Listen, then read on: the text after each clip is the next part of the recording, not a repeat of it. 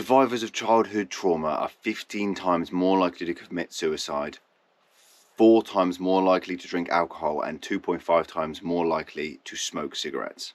Have you ever had any kind of PTSD, traumatic experience, assault, violence, domestic abuse, and have you ever dealt with any of these issues, with any kind of addiction issues, whether it be from sugar, whether it be smoking cigarettes or alcohol?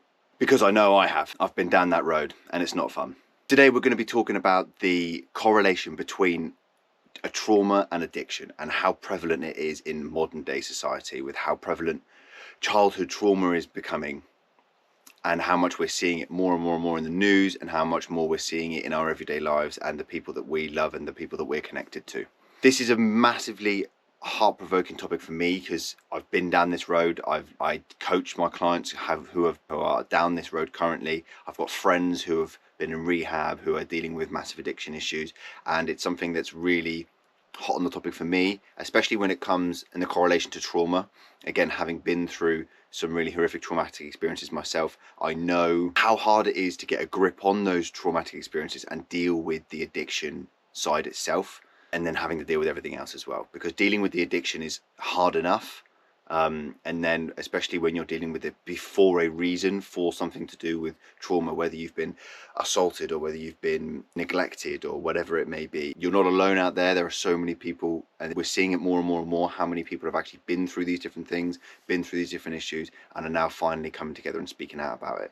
So the problem that people deal with is the trauma itself. Now, a lot of people think that the problem that they have to deal with is actually down to the addiction. Now, I would personally classify the addiction as a symptom of pain, the problem, which is trauma, if that makes sense. So a lot of people like to put a bandage on the symptom and then mask up the symptom without actually dealing with the pain. It's kind of like if you had a gash in your leg and you put a plaster on it. It's not really doing anything about the actual issue that's going on. And it's the same when I feel like it's the same when we talk about this topic as well. People like to try and deal with the addiction without dealing with the trauma.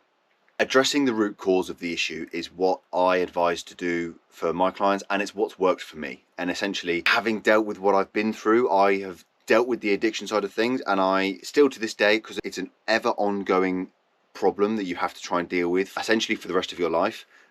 Dealing with the trauma and dealing with the impacts of the trauma, especially as you get older, it's something you've got to relate to even more, and you've got to be able to actually make sure that you keep on top of even more. And it's harder for people who have obviously been through something that haven't been through something, and especially at a younger age. Now we're seeing more and more studies coming out and more research about people who are affected from a younger age than they are from an older age, from repressed memories, from different dissociative disorders, as well as different addiction issues and all these different kinds of things. And it's whatever you may be addicted to is something that can be sorted out 150%. So I know personally firsthand that dealing with the trauma is the most important things. Now, how do you deal with this trauma is a very, very good question. Dealing with the trauma itself can be done in so many different ways, and that really does depend on the individual. What worked for me massively was living through the experience many different times in many different ways. I did this with professionals, I did this by myself, I did this on paper, and I did this over voice note and over videos. I don't know why, there's something about seeing myself in the camera and quite literally speaking to myself that has really enabled me to release the fear, the anxiety, the depression, and really allow my sort of emotions to leave my body. And it's something that not everybody is able to do. You don't have to necessarily post a video somewhere, but a lot of people don't like writing. If you don't like writing, then try this. I mean, I've tried it all because not only do I feel like I need to try it all to make sure that I can give you guys the best understanding of what to do, but also it's because I don't want these feelings and these emotions holding me back. And I feel like for such a long period of time that they did for the past 5 years, I have been, well, not so much in the past 2 years, but 3 years ago when I literally had my head buried in a bag of gear. I was spending every penny I had on drugs. I was doing awful things, and I'm doing things that I can't even talk about on camera. And I was doing them and I thought it was fine. I thought it was okay. And I thought I was just doing them because, oh, I'm a young lad and this is my time in my life to be able to do these things, and that's what I want to do. And oh, I'll never do drugs when I'm 30. But I realized as I got older, as I was 19, 20, 21, 22, I was still doing loads of drugs on a daily basis and thinking, I'm going to be doing this when I'm 30 years old. I said to myself when I first started doing drugs, I'll never do drugs when I'm 30. And then the older I got, the more I realized, actually, no, I'm probably going to be doing drugs the rest of my life. And that almost flipped a switch in me, and I was like, I need to stop this.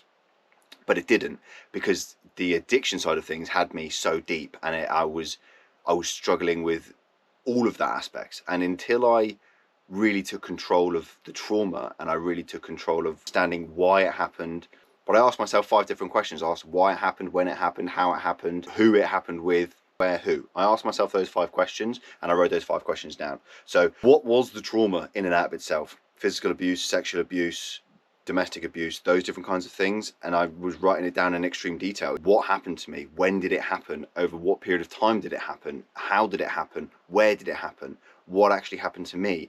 And, you know, where was I when this stuff happened? And answering those questions was the hardest thing I've ever had to do, 150%, because nobody wants to go and relive their trauma. Nobody wants to go back in time and be where they were when they were unprotected and unsafe and vulnerable. And nobody wants to be in that place. And I completely understand that.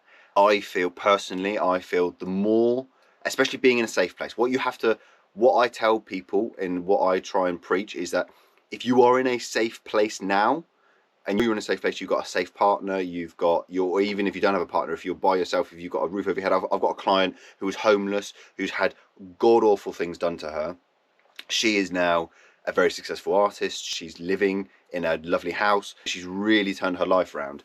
And is what I kept saying to her is, understand that you are now safe. So no matter what happens to you, if you're going to relive these experiences, you are in a safe place. And this is where grounding comes in. This is where standing the 3 different minds, child, adult, parent, and really having the right kind of professionals around you. Not that you need professionals around you. I did a lot of this by myself. So when I unlocked my trauma and I was able to actually go back and relive it, I then stepped away from having therapy, and I just did it myself, because it was a path that I feel like I needed to go down by myself, if that makes sense. Nobody else could live that path for me. And that, like I say, in and out of itself was extremely hard, but it was the most rewarding thing I've ever done, because by having those experiences, I felt everything melt away. The addiction melt away, just completely melted away. Like, I feel like I didn't need anything. Especially once I got a grasp on how I could sleep better and the different things that I was able to do to manage my sleep and sleep better than I ever did smoking weed. That was really like the life-changing thing for me. And again, really, really hard, but also extremely rewarding.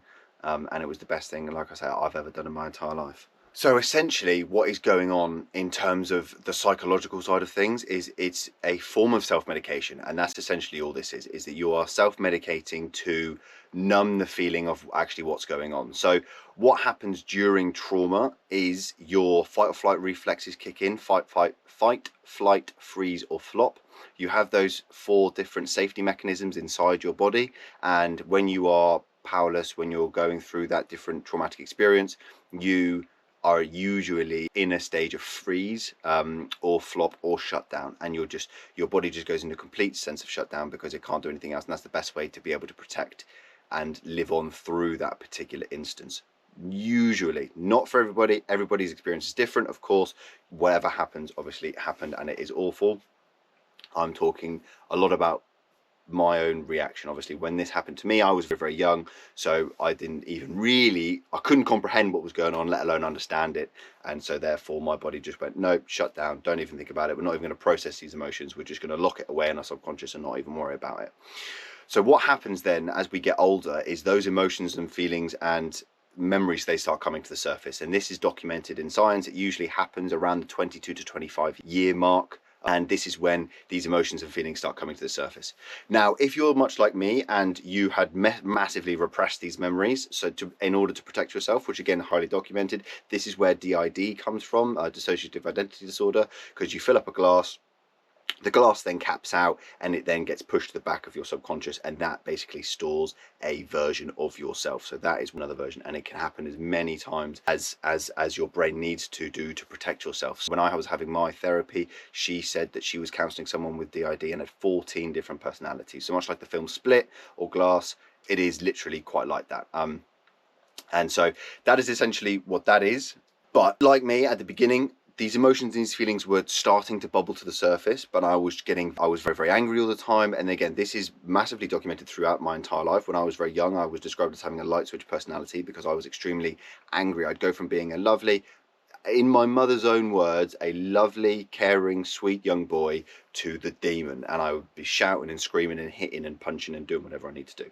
And that's because I got triggered, but my brain didn't understand that at the time. So then it just lashed out in a very protective way, to try and protect myself from the trauma happening again. That's what that is. So that's a trigger in and out of itself. Triggers and those different kinds of things we'll go into in a different video, just trying to keep it on topic of the actual substance abuse. So then when these emotions, these feelings usually come to surface, then what happens is we don't want to deal with these emotions, these feelings. We don't know how to deal with these emotions, these feelings. And what makes us feel better is to then self-medicate and then to basically numb these feelings of actually what is going on in the first place. And that is to do some kind of drinking or drugs or smoking, whatever it works for you. I've experienced people who just get blackout drunk every day, every night of the week, and that's what they need to do. And they're high functioning alcoholics. I've known high functioning drug addicts as well. I've known low functioning, no functioning of the same. And it really does depend on what you're dealing with and actually how best you then deal with those addictions. But that's essentially why people do the drugs. And I've tried to explain this to different people before, because in a family paradox, like my sister, for example, when I was going through all my stuff, my sister never really understood why I did drugs to the point that I did do drugs. She's seen me do them, and to the point where I just completely black out, and that's the point that I would go to. And she'd never understand why I would do these things. And I haven't sat down with her and spoken to her about it. But the reason that happened was because I didn't want to even remotely be able to think about, all I wanted to do was think about actually surviving through that experience, if that makes sense. It's very hard to explain, especially to people who haven't lived through it. So I've got a client, she's absolutely lovely. She doesn't drink, doesn't smoke, doesn't do drugs, nothing like that. Her cousin does do a lot of these things, again, because of different traumas that have happened to her when she was younger. And she doesn't understand why her cousin does drink to blacking out, does loads of drugs. She kind of, and especially now it's at the point of she needs hospitalization because of what the drugs have done to her system. She can't comprehend why she does that in the first place. And the reason that she does do that is because she doesn't want to, I can imagine from being there myself, being in a similar position myself, you don't want to think about all the things you've got to think about. If you numb yourself with drugs, then all you're trying to do is literally survive through that particular moment. They make you happy, they stimulate you. You're usually in a place of doing them with other people. Even if you're doing them by yourself, you're not overthinking about everything else, because especially with someone like me, so I've got ADHD, I've got loads of different problems as well, but when the ADHD really starts kicking off, I can tune into 3 different conversations at once, and I can actually think about those 3 different conversations at once. And again, when I'm on my own, I can have multiple different conversations, sort of conversations with myself, but I can do multiple things at once, which is insane, and most people don't quite understand how that can happen. So I could be watching telly, paying attention to the telly, as well as reading and doing something on my phone.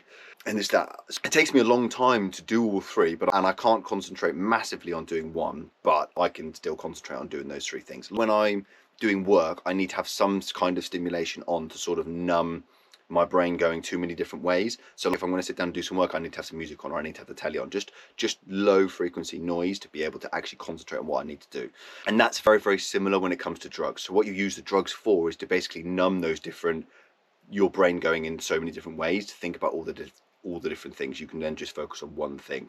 So I had a friend who was exactly the same way. He would just sit in his room and smoke loads of weed and sniff loads of ketamine so that he could watch telly. Because if he didn't do that, he wouldn't be able to sit still for more than 5 minutes. And it's incredible. And again, he's been through loads of different trauma and different PTSD. And he suffers with PTSD. He won't admit that to himself, which is why he still does the things that he does.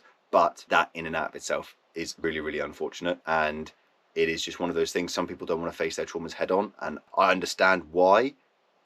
But you have to face your trauma head on if you want to actually get over it and recover and even begin to live a normal life. To be a high functioning person of any degree and to actually have some kind of life that you really, really love, you've got to process that trauma. So the biggest breakthrough that I ever had in my recovery was taking myself out of the environment and stop being surrounded by people who were doing drugs, and feeding my old self. So there's two different versions of yourself. There's the version of yourself that you look at in the mirror, and there's the version of yourself that you look at when you close your eyes. Now, the person that you are when you close your eyes is the best version of yourself. It's the version of yourself that you wish you were. Typical male version would be tall, handsome, athletic, good body, those different kinds of things. Probably quite similar for a female as well, just typically, whatever that may be. And that in and out of itself is usually not the person that we see in the mirror. And as well, this comes back a little bit to body dysmorphia. I know a lot of gym people who are tall, handsome, athletic, good build, and they still don't see themselves in the mirror like that. That's body dysmorphia. But it's all, especially when we come to trauma and talking about addiction. For me, I always saw myself as a good dad in the future, not doing drugs, having funny conversations about my kids who are experimenting with drugs, rather than me scolding them for doing drugs. I'm just like, oh, I remember when I did this and I did that. I would advise you don't do this and you don't do that. That's how I always saw myself. When I was going down that road of really not actually, of like really sort of going back to that way of doing life. I remember I was with a girl, and actually it was two different girls that really changed the way I thought about it. And because I had two different daydreams in terms of how I saw myself. And there was this one girl that I always wanted to be with, and we ended up doing drugs together for ages. And that was what we did. We'd meet up, we'd have sex, we'd do drugs, and we'd eat food, and that was it. And I thought to myself, Christ, if I have kids with this lady, then all we're going to do for the rest of our lives is do drugs. And then our kids are going to end up doing drugs, and that's going to be a direct influence because of us. And I don't want that. And then I was so glad for then leaving and going traveling and thinking, oh my God, this is brilliant. I'm away. And changing my environment was huge. But I changed my environment without dealing with my traumas and without dealing with those different issues. So therefore, I was still dealing with my trauma, but I was just ignoring it, basically. And that's when then I started drinking heavily. And it comes back to bite you. If you don't deal with your trauma head on, like I say, you try and run away from it, you try and ignore it, you try and do something else, it will come back and bite you in the worst way. And then when I came back from traveling, I met another girl, and she just sat there and said, look, I want to have kids. I think you're brilliant, but I'm not going to have kids with a drug addict. And it was, or an alcoholic, or someone who smokes, prolifically. She's like, I've been through that before. I'm not going through that again. It's having that high standard of life. And it's like, well, if I can't hold myself to that own standard of life, then how can I expect anybody else to hold their standard of life like that? And that's when I really grabbed the bull by the horns and dealt with my trauma head on. I dealt with my trauma head on by writing it down. I wrote a massive book, and I described every ounce of my trauma in as much detail as humanly possible in that book. And it was awful. And I relived my experiences again and again and again, and I did it when I couldn't sleep at midnight. I did it at 3 o'clock in the morning. I did it at 8 o'clock in the morning. Whenever I needed to sit down and just quickly write for 5 minutes is when I sat down and quickly wrote for 5 minutes. And I did it when I needed to do it.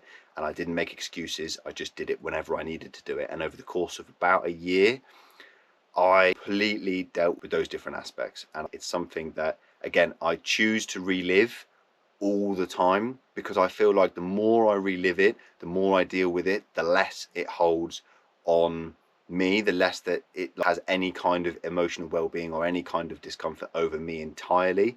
And that is when I'm able to then really make these differences in my life. And that's when, and it wasn't even that long ago, it doesn't feel like that long ago, granted it's been years now, but when I last did drugs, I was like, I don't even want to do this. I feel horrible. This isn't how I want to feel. I don't feel myself.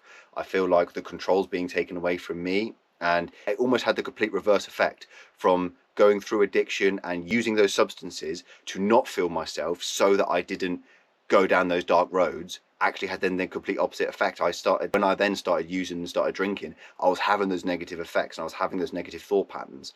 And so once I really sort of processed the trauma, it had that complete 180-degree effect, and it was actually making me even worse than the way that I was beforehand.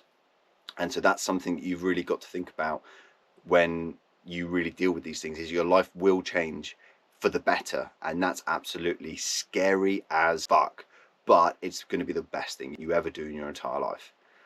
I promise. I encourage you to share your story. I try and share my story to help somebody that you loved, help somebody that you don't know. The more that we stop talking about this taboo subject of trauma and abuse, the less fear it holds over us, and the less these people actually get away with it. The more that we speak about it, and the more that we speak to each other and come and are there for each other, the more safe we're going to be. Essentially, people are so scared to say these things to their friends or to their family, and that just scares the crap out of me, because I know that if my children, if this ever happened, which I hope to God it won't, if it ever happened to my children, I'd want them to come to me straight away and tell me, to make sure that then we could deal with this in the proper way, because there's nothing worse than not dealing with these things and letting it happen or come out unnaturally at 30 or 40 or 50 years old, or you dealing with some kind of horrific injury because of it.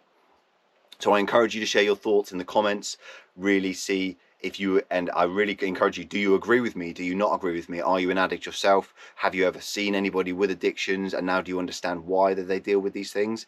If not, then again, why not? Definitely share this with somebody that you think is actually that it could help, and don't forget to like and subscribe, and I shall see you guys in the next one.